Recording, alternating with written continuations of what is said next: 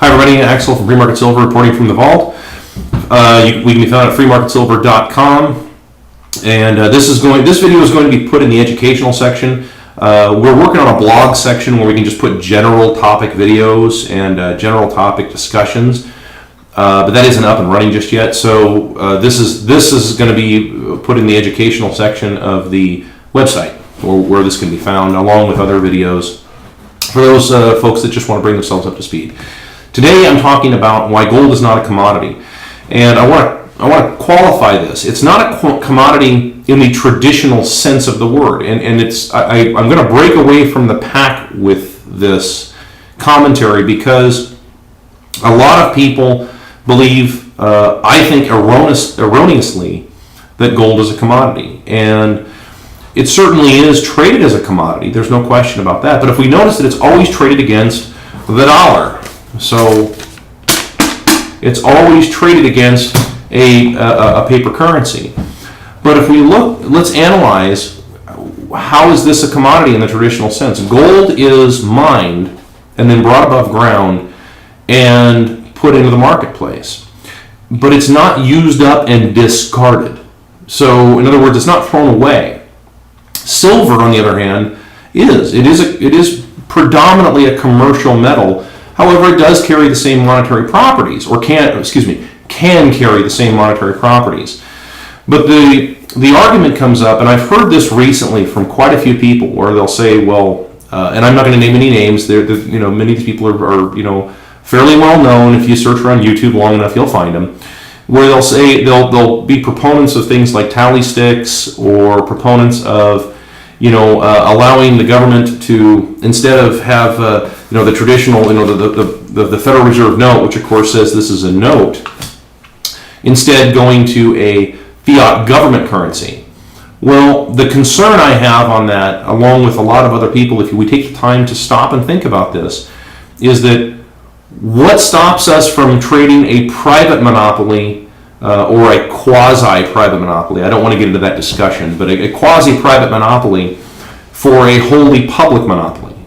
So in other words, there's always that temptation of a politician or statesman, whatever you want to call them, to try and right every wrong. Where what the thinking is that we'll go ahead and we'll print money because unemployment is high, and so therefore we'll create jobs. We'll do public works programs, etc. And that stuff's all good. That's fine. I understand it, but I think that most people don't understand that, okay, well, where do you get the money for that? Well, it has to come from somewhere. And you either borrow it, print it, or tax it. Well, if you don't want to tax people, because there's only a certain amount of taxation that people can take. Now, and that's rich or poor. That's regardless of your socioeconomic standing. There's only so much tax you can do before people give up or they leave.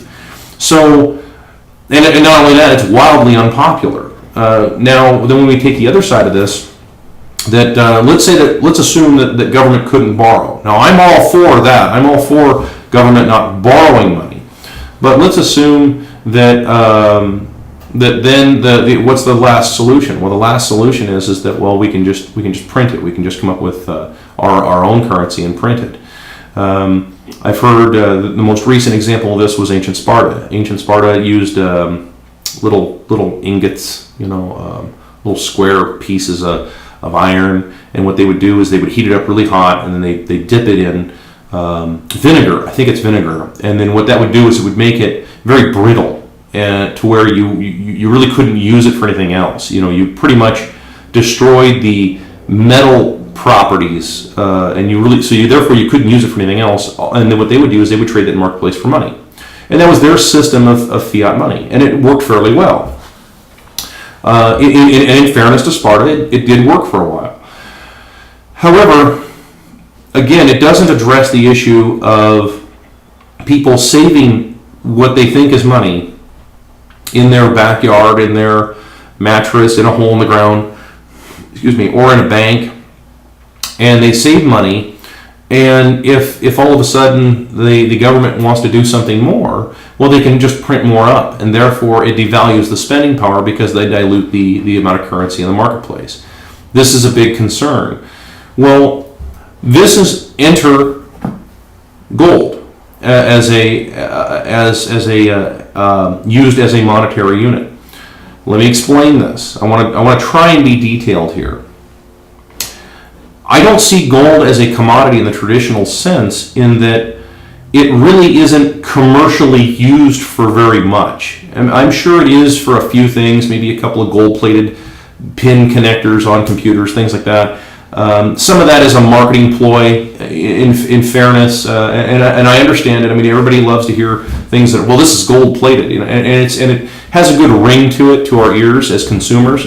So, you know, there is some of that, and of course gold doesn't tarnish or corrode. But then again, how many of us have computer components for any length of time long enough to allow corrosion?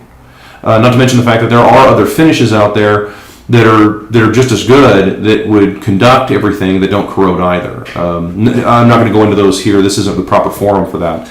But some of that is kind of a marketing ploy, and we have to look into that. But gold is used for jewelry. It's very pretty.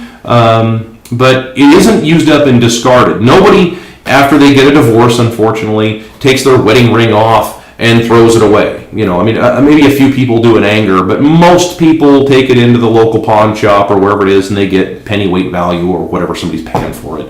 And then it's melted down and, you know, returned back into gold. So, but whereas in cell phones, for example, the silver that's in this, I think if I remember right, there's something like $6 or $7 of silver in a cell phone.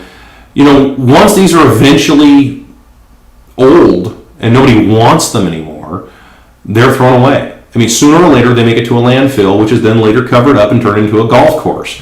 And it isn't profitable for us to go and buy golf courses and start exhuming old heaps of metal and electronics to put them into a facility, crush them all down, and try and extract all the silver. It just isn't profitable to do that. So it is used up and discarded. Gold, on the other hand, has not done that. So the thinking is that, well, how do you have a money system that's based on gold? Well, I would say that you don't base it on gold. What you do is you simply make your tokens out of gold. And the reason being, and this is the thinking behind this, and this is why I don't think it's a commodity in the traditional sense. The reason you would do that is a couple of reasons. Number one is it really can't be counterfeited. I mean, you could try, but gold has a very specific gravity.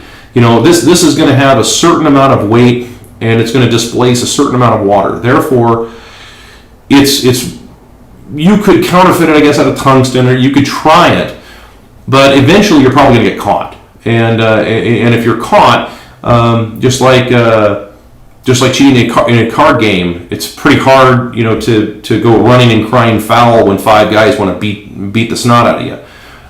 Not too many people will help you if you're cheating in a card game.